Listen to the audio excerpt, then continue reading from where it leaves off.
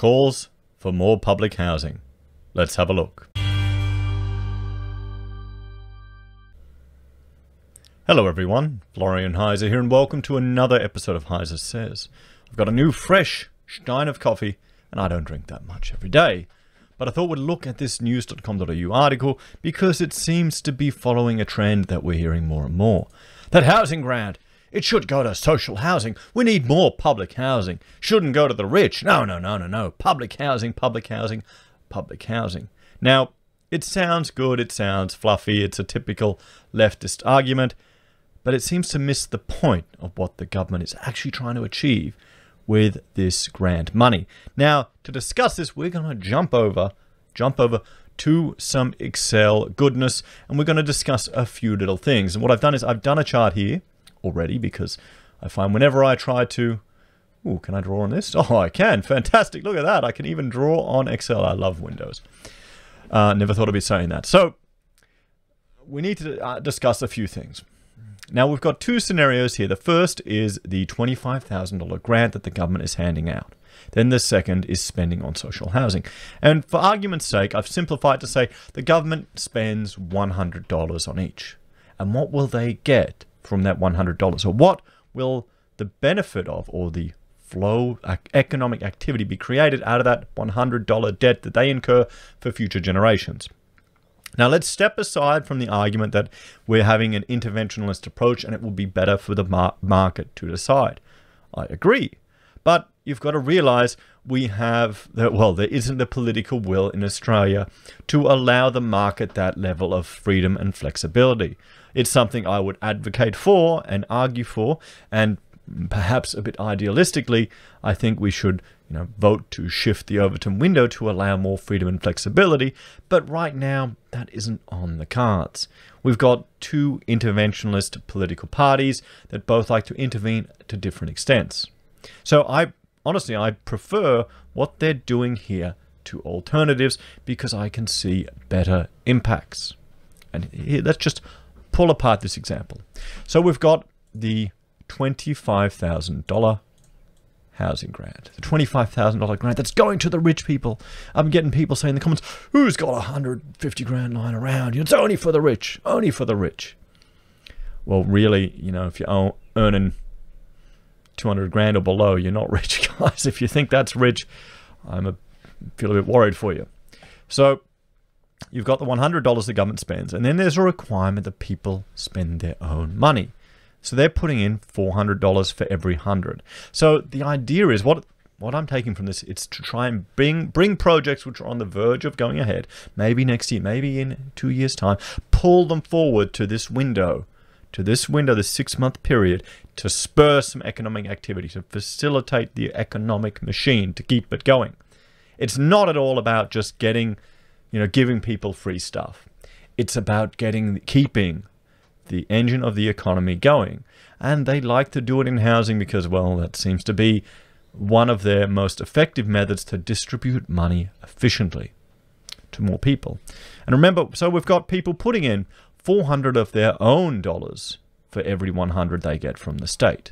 So that means the spending power is $500.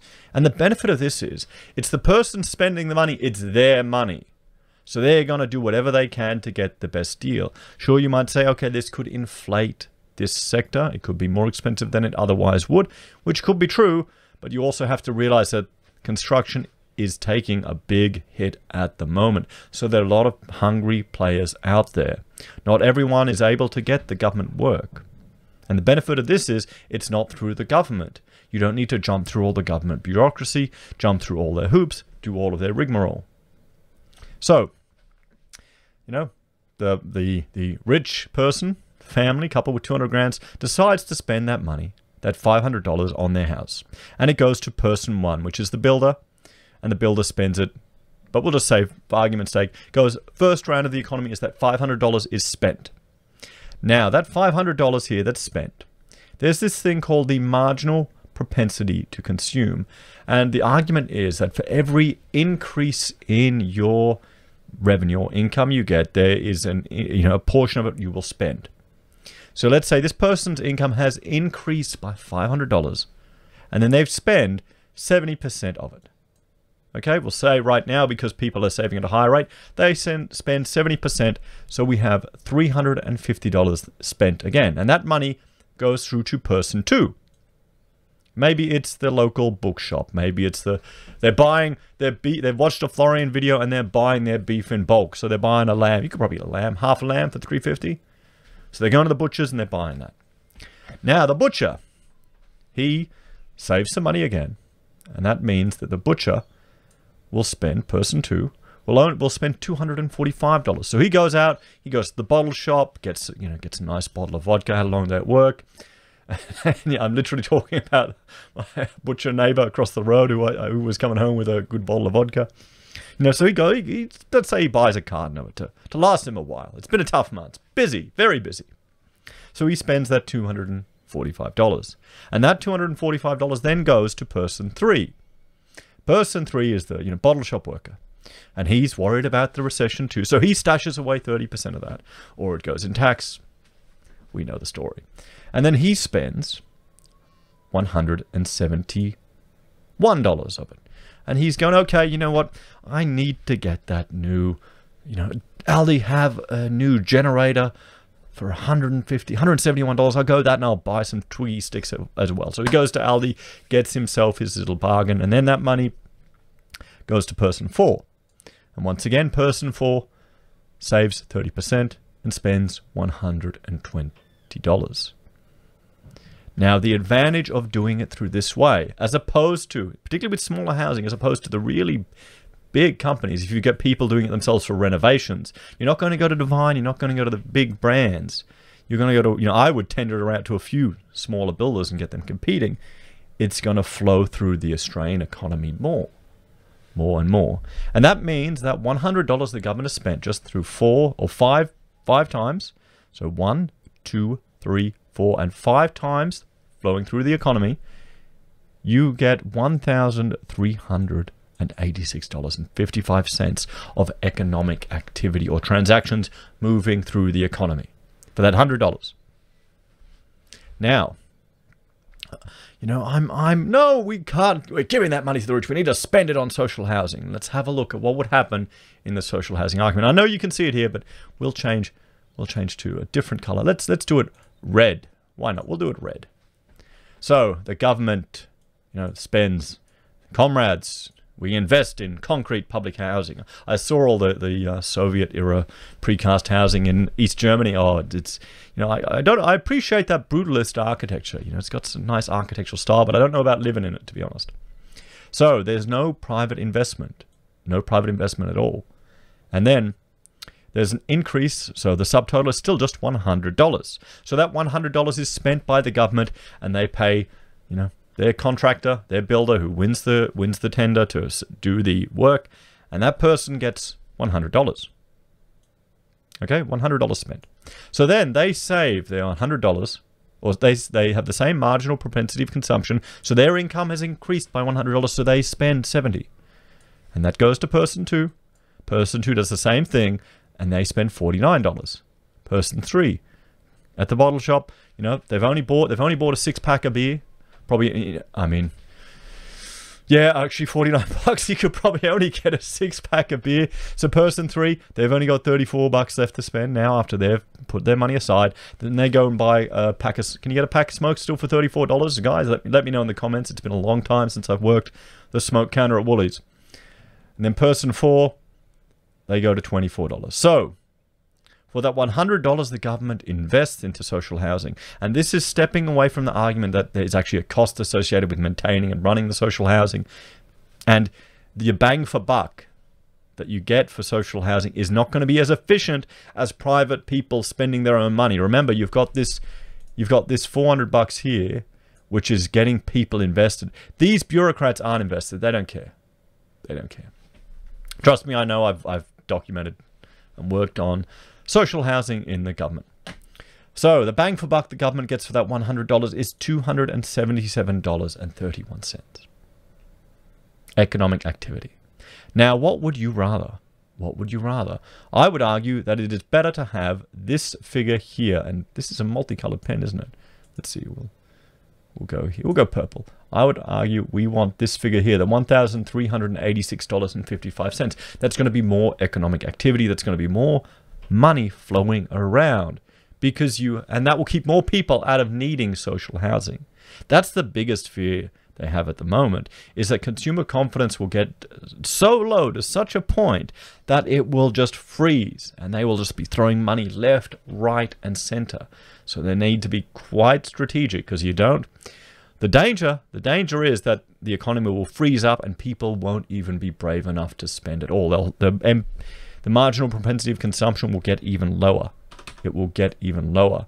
Let's see what happens if we hit 0.5. Look at the difference there. There still is a significant benefit to doing this method. So this is the difference, guys. This is why investing $25,000 of our money or doing the $25,000 grant is so much smarter than just chucking it at social housing. Because you're going to have more people. If you put the same amount of money, you're not going to get the same bang for buck. You're going to have more people that fall onto government or require social housing. So guys, what do you think of this approach? Are you advocating for social housing, or do you not appreciate the fact that this is going to happen? Or do you think our marginal propensity of consumption is going to be so low that it will just freeze to the point? I mean, what if it hits 0, guys? What's going to happen then? Then if people are saving every dollar after the initial spend, you still get 5 times the equivalent money spent in the economy than if you were to just put it in social housing. So there you go, guys. What do you think? What are your thoughts and opinions on this? Please let me know in the comments. Let me know. So let's jump in and let's have a look at this article. So home buyers grant, why money should go to social housing instead. So let's see their take. I put this argument on the table that it's smarter for the government, because I mean, we're all paying it one way or another. We're all paying it for one way or another. And the only benefit to this approach is that it has more money flowing in through the economy. And the argument is that will result in less people needing to actually use social housing, which will reduce the demand on it. Okay, so let's see here what the counter argument is written by, or the proposition put forward by Alexis, because we're going to see more and more of this. So the government's new home buyer grant hasn't been fully announced yet. Well, it kind of has. It has now. But that hasn't stopped critics from pointing out glaring holes in the scheme. So far, details are scant, but we do know eligible Aussies will be able to pocket around $225,000 for new homes and certain home renovations. Yes, we will. So it's there to help tradies. Now, here's the thing. This is the difference. Say I think all they're going to argue is that there isn't this private investment. So if there was... Oh, crap, I'm breaking things. Come on. What are you doing here? If there wasn't this... If there wasn't that, then it should be the same.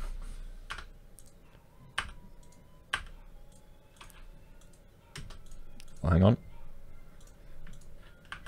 There we go. I'm going to change that to 100. There you go. If there wasn't this private investment, then there would be exactly the same. And then the argument, it looks like they're just making the same argument that it should be put to social housing. But because they're supercharging it, they're requiring people to invest their own money into it and getting a payback of $500, they're getting more bang for buck. But that also means you're not going to have any Tom, Dick, and Harry just jumping on, oh, yeah, we'll just do the kitchen for the sake of it. No, they're going to be projects that were planned. They're going to be projects that were either, in the drawing stage or very close to it. They're going to be pulling things forward now. Because, it would be crazy to just do something for the sake of getting the $25,000. No, you'd be stupid to do it just for that. We're an example. We're planning to raise the house and build under it in the next couple of years' time. We're seriously thinking of just jumping on it now instead of next year or the year after, pulling that project forward just to take advantage of this scheme. We're not creating something out of thin air. It was the reason why we bought this rundown house, because we saw the potential for it. And am I overcapitalizing? I don't really care. Well, I know I'm not because I got the place so cheap. But I don't really care because I intend to stay here for the next 30 years. I'm not going, and we've got a big enough family that's worth it. And we have other family members that have moved in that the more space would provide a benefit, would allow them to save money too. That's an example of a project that I would see would be the type that they're encouraging here, something that's already planned for. We've done the drawings, we've done the design, we've done the engineering. That's already planned for, that will be pulled forward. That's the point of difference. So let's have a look here. Property prices. Speaking to news.com.au, AMP chief economist Shane Oliver said the policy could detract demand from established housing, which could actually be a bit of a negative on property prices. Okay, who cares? That's not the point of this. The point of this is to get economic activity.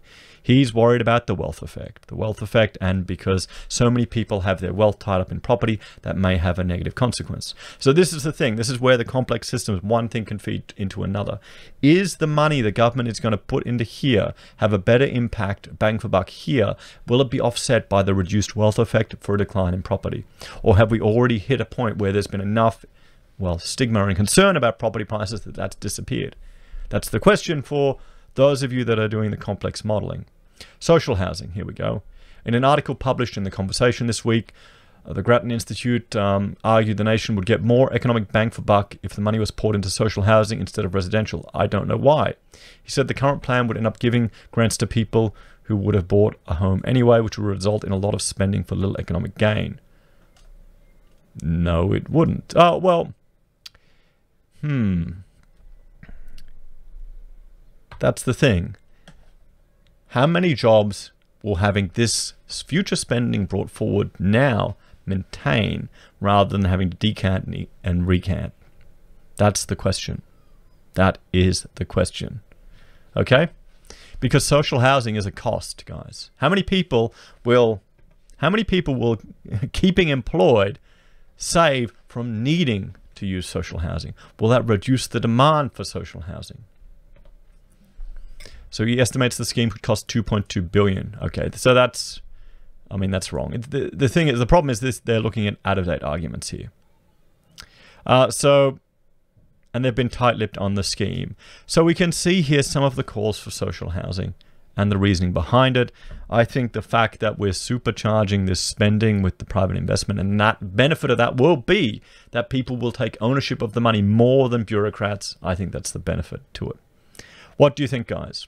What do you think? Do you think the government shouldn't even spend in it? Are you horrified at it? Or would you rather just the social housing for the sake of it, for the feel-goods? I mean, frankly, I think it would be better for all of us if the government was to step back and not intervene. But I recognize that there isn't the political will for that in Australia right now. The voters aren't going to allow that. There needs to be, a greater shift in the Overton window and a little bit more of an appreciation of the impacts of these moves. As always, thank you for watching. Please like, share, and subscribe to the channel. Let me know your thoughts and opinions down below. Are you planning to take advantage of this grant? Have you got a project you've already got lined up that you're going to jump on, or are you trying to do something out of thin air? And do you think someone earning 200 grand, do you think they're rich? As always, thanks for watching. Let me know your thoughts and opinions below. If you're a fan of the channel and you want to support us, there are a few ways you can. Simply sharing the content, getting it out there is a great way to help. You can support the channel by joining us on YouTube or Patreon, by using our affiliate links at Amazon or eBay or Independent Reserve and Kucoin. You can use Gold Pass from the Perth Mint, support us via PayPal, or by buying our merch. Take care, everyone. I'll see you next time.